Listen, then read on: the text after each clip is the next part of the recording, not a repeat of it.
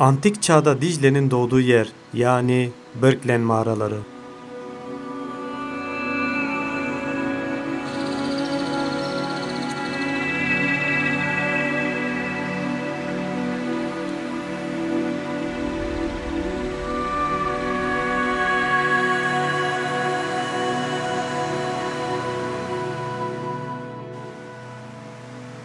Birkeland suyunun önce yerin altından aktığı ve doğal bir tünelden sonra yeryüzüne çıktığı yere Birkeland ya da Dicle Tüneli ismi verilmiştir. Antik çağlarda bu suyun kaybolduğu yerin altına indiği yer, dünyanın bittiği yer olarak tanımlanmıştır.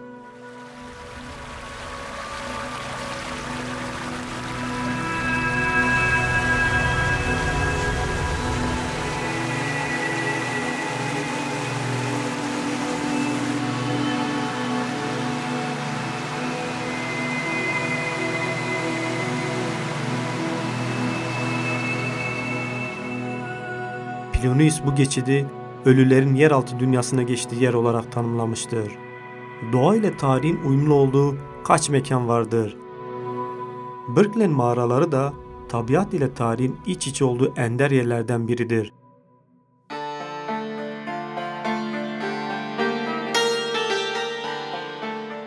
Hem tarihi hem doğasıyla saklı güzelliklerden biri olan bu eşsiz güzellik hak ettiği ilgi görmedi maalesef. 8000 yıllık geçmişe sahip tescilli arkeolojik sit alanı olan Birkeland mağaralarında büyük bir tahribat yaşanıyor. Defineciler tarafından onlarca noktada kazılar yapılırken alana atılan çöp yığını da her geçen gün artıyor.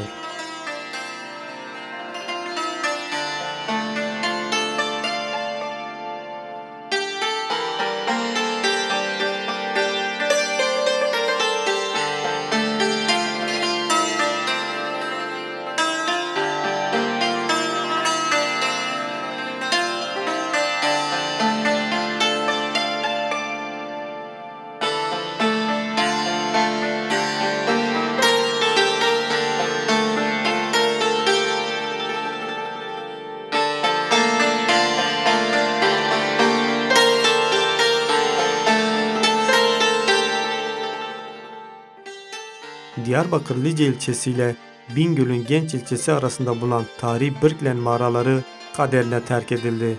Efsanelerde ve kutsal kitaplarda adı geçen Birkeland mağaraları tarihi ve doğasıyla biliniyor.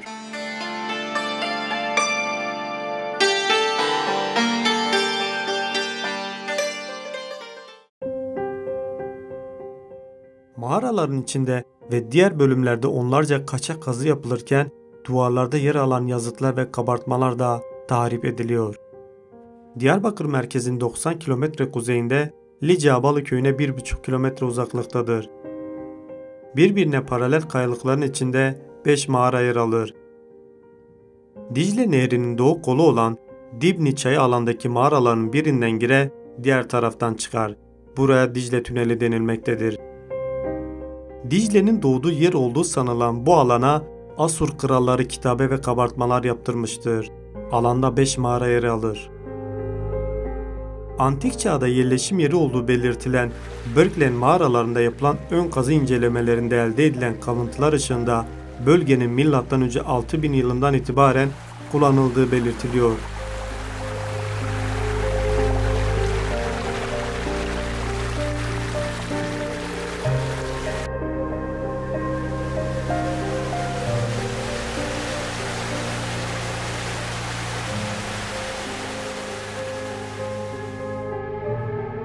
Birkeland mağaralarında birbirine paralel kayalıkların içinde 5 mağara yer alıyor. Dicle Nehri'nin doğduğu kol olan Dibni Çayı mağaraların birinden girip diğerinden çıkıyor. Buraya aynı zamanda Dicle Tüneli adı da verilirken ve nehrin doğduğu yer olduğu değerlendirilen alanda Asur krallarının kitabe ve kabartmaları da yer alıyor. Makedonya kralı Büyük İskender'in Pers seferine giderken 15.000 kişilik ordusuyla burada konakladığı belirtiliyor.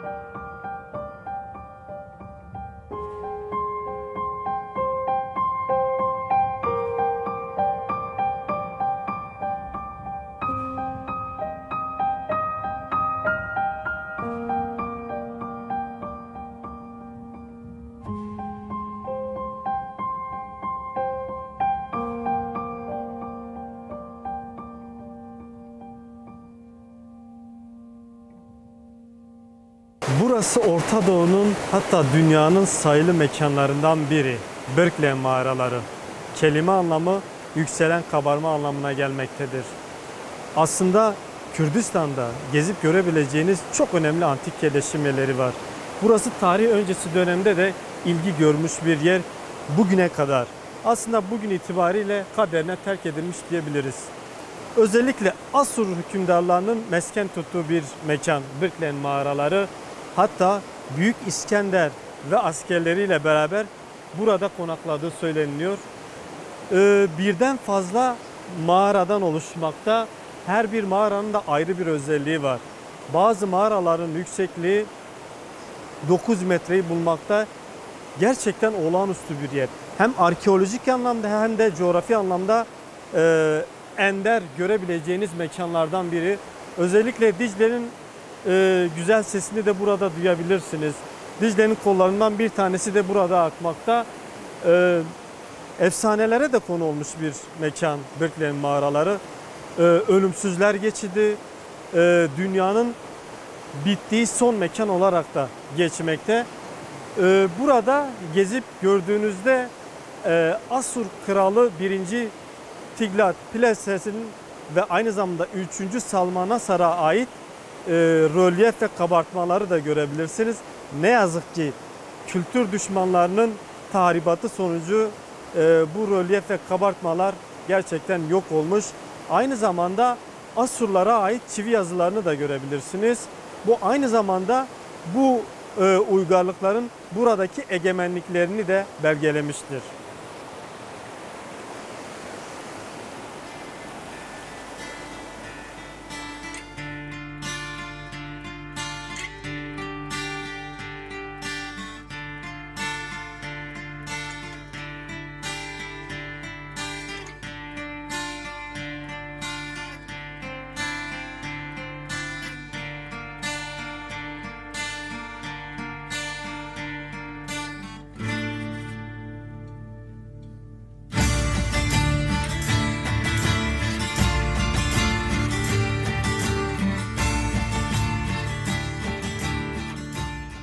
Birinci mağara Dibni çayının aktığı doğal tünel olup 870 metre uzunluk, 20-25 metre yüksekliğe sahiptir.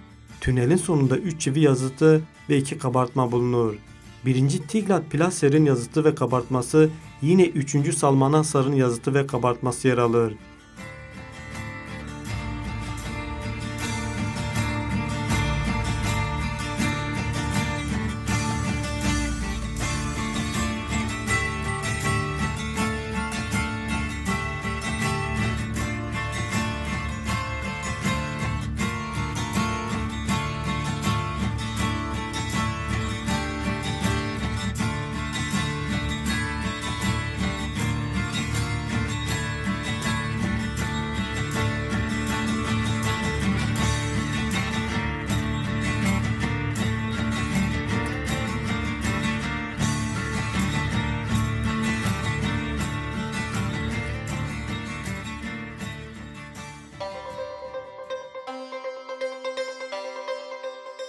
İkinci mağara, üçgen şeklindeki mağara, 450-500 metre uzunluk, 20 metre yükseklik, 25 metre genişliğe sahiptir.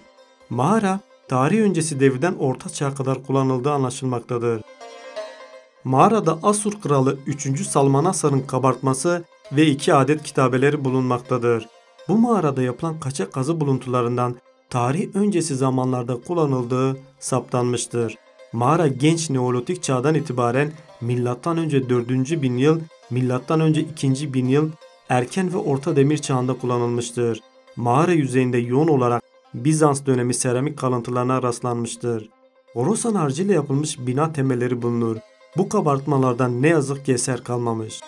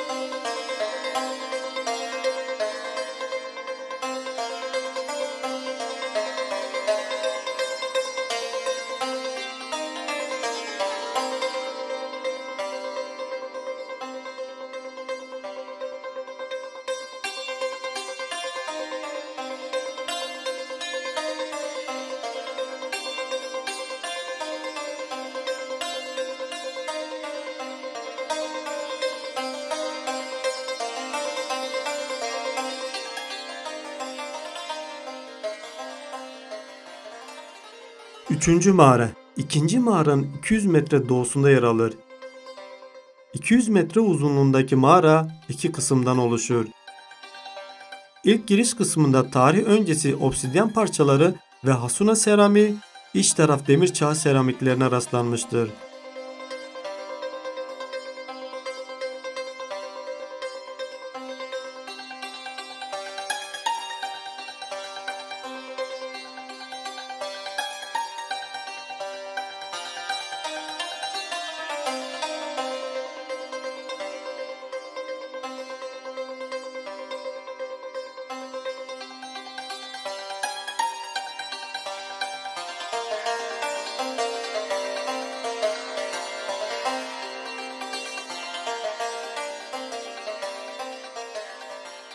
Dördüncü mağara.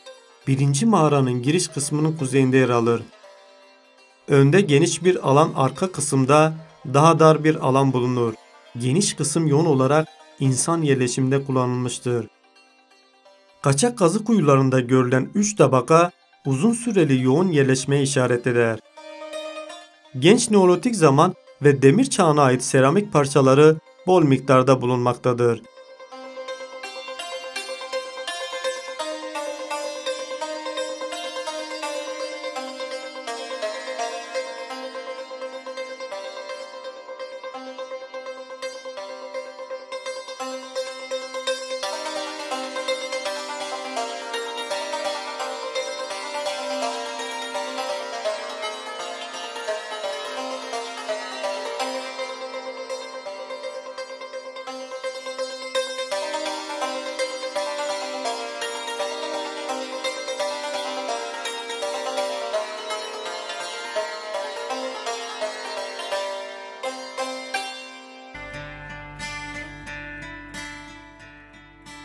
Beşinci mağara. Korha Dağı'nın güney yamaçlarında bulunan küçük bir mağaradır. Demir çağına ait seramik parçaları mağaranın insanlar tarafından kullanıldığına işaret etmektedir. Birkeland mağaraları Türkiye ve hatta bütün Orta Doğu'da tarih ve doğal güzellikler bakımından benzeri olmayan bir yerdir. Asur kralları 1. Tiglat-Pileser ve 3. Salmanasar coğrafi bölgenin yapısı itibariyle burada kabartma ve çivi yazıtları yaptırarak egemenliklerini belgelemişlerdir.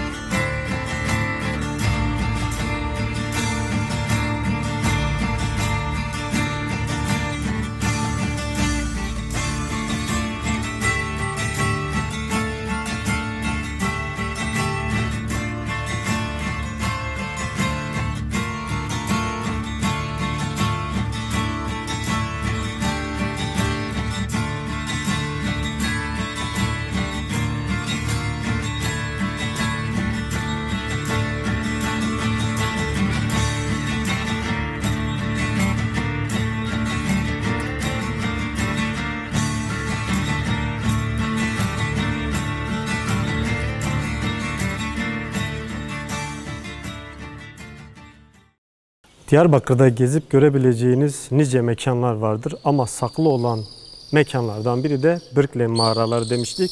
Diğer bir adı da Dicle Tüneli. Gördüğünüz gibi gerçekten doğasıyla ve tarihiyle görebileceğiniz en güzel mekanlardan biri. Yaklaşık 9 metrelik bir tünel, yüksekliği ise yaklaşık 20 ile 25 metre yüksekliğinde. Burası ilk defa 1864'te iki arkeolog tarafından keşfediliyor. En son 2000'li yıllarda yapılan çalışmalarla beraber Asur krallarına ait kitabe ve rölyefler bulunuyor. Birazdan o kitabe ve rölyefleri de sizlerle paylaşacağız. Ama rölyeflerden ne yazık ki eser kalmamış. Çünkü buradaki kaçak kazılar sonucu, tarih ve kültür düşmanlarının tahribatı sonucu ne yazık ki Birkeland mağaraları da kendi kaderine terk edildi. Burası erken Neolitik dönemde de ilgi görmüş bir mekan. Fakat ilgisizlik ve sahipsizlikten dolayı Ne yazık ki burayla ilgili herhangi bir ciddi çalışma da yapılmadığı için sadece doğal ve şu an görsel güzelliğiyle sizlere bahsedebiliriz. Dediğimiz gibi yaklaşık 8.000 yıl önce, yani 8.000 yıllık bir geçmişi var aynı zamanda buranın. Hem Asur krallarına, özellikle Asur krallarının en çok ilgi duydukları mekanların başında geliyor burası. Savunma yönünden de çok güçlü burası aynı zamanda. Sadece dinlenme, konaklama yeri olmanın ötesinde aynı zamanda burası bir savunma yönünden de güçlü bir mekan. Aynı zamanda Amed ile Bingöl karayolları arasında kalan bir bölgede, eğer ki yolunuz Amed'e düşerse ilk uğrayacağınız mekanlardan biri burası olmalı. Gördüğünüz gibi burada sadece tarih yok. Aynı zamanda burası coğrafik bir alan. Ama ne yazık ki kendi kaderine terk edildiği için burayla ilgili ciddi bir araştırma yapılmıyor. Mağara üstünde mağara var aynı zamanda. Birden fazla mağara var. Önceki mağarayı sizlerle paylaşmıştık, tüneli sizlerle paylaşmıştık. Bu en güzel tünellerden biri bu galiba. 9 metrelik bir derinliği var. Yaklaşık 20-25 metre yüksekliğinde aynı zamanda.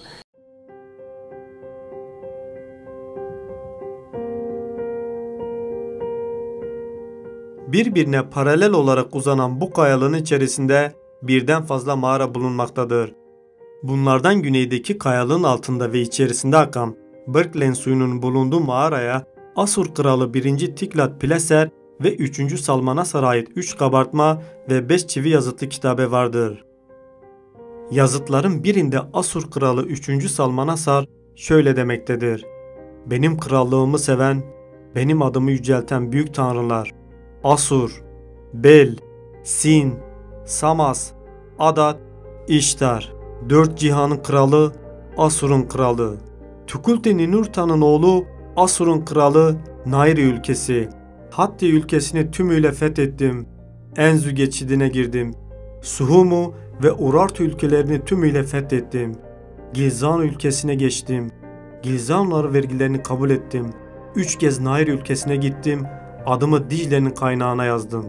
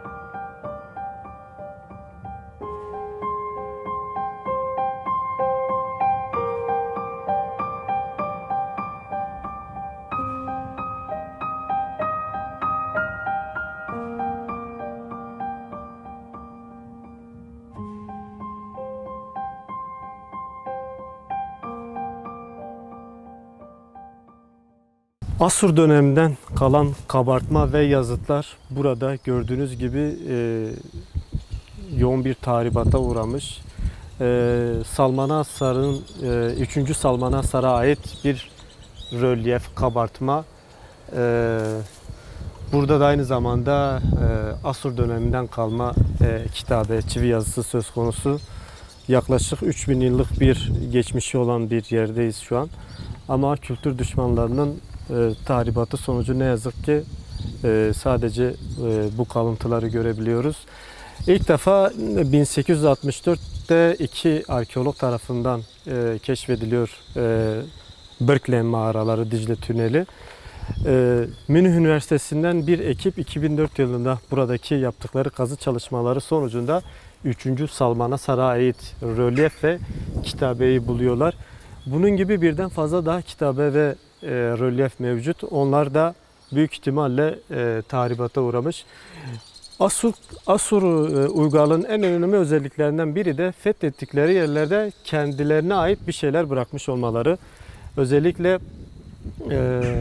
kendi krallarına ait fethettikleri yerlerde daha çok kendilerini öven yazıları mevcut. Buradaki kitabede de aynı zamanda kendilerini öven bir açıklama söz konusu. Özellikle Nairi ülkesinden bahsediyorlar. Aynı zamanda Urartuları nasıl fethettiklerinden bahsediyorlar. Tanrı ve tanrıçalarından bahsediyorlar.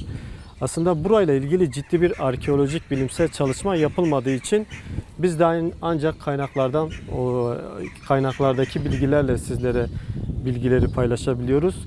Eğer ki burayla ilgili ciddi bir çalışma yapıldığı takdirde Asur kralına ait, Asurlara ait daha ciddi bilgilere ulaşabiliriz. Aynı zamanda demiştik burası Büyük İskender'e de ev sahipliği yapmış.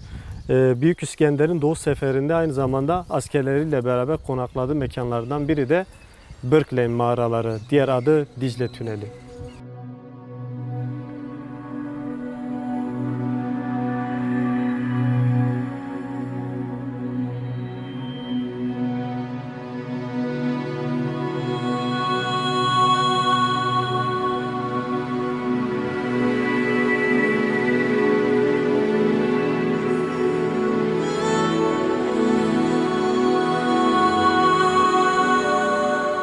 Mağaraların içinde ve diğer bölümlerde onlarca kaçak kazı yapılırken duvarlarda yer alan yazıtlar ve kabartmalar da tahrip ediliyor.